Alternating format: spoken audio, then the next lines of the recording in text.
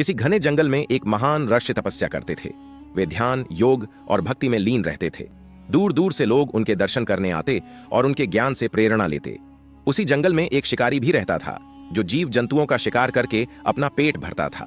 वह दिन भर तीर कमान लेकर जंगल में घूमता और निर्दोष जानवरों की हत्या करता।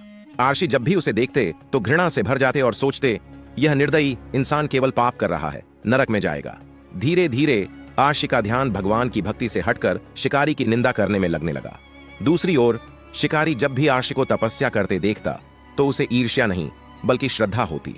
वह सोचता, काश मैं भी ऐसा जीवन जी पाता, लेकिन मैं अपने परिवार को पालने के लिए शिकार करने को मजबूर हूं।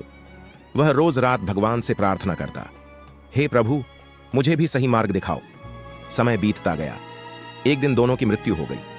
जब यमदूत आए तो सभी देखकर हैरान रह गए कि अर्षि को नरक और शिकारी को स्वर्ग भेजा जा रहा था।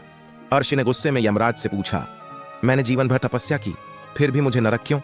यमराज बोले, हे ऋषि, तुमने शरीर से तपस्या की, लेकिन तुम्हारा मन हमेशा इस शिकारी के पापों पर लगा रहा। तुम्हारे मन में घृणा और अहंकार आ गया था। जबकि यह शिकारी शरीर से शिकार करता था, लेकिन मन से हमेशा पश्चाताप करता और ईश्वर को पाने की इच्छा रखता था। इसलिए इसे स्वर्ग मिला। सीख: ईश्वर बाहरी कर्मों से ज्यादा हृदय की भावना को देखते हैं। सच्ची भक्ति का अर्थ केवल साधना नहीं बल्कि मन की शुद्धता और विनम्रता भी है।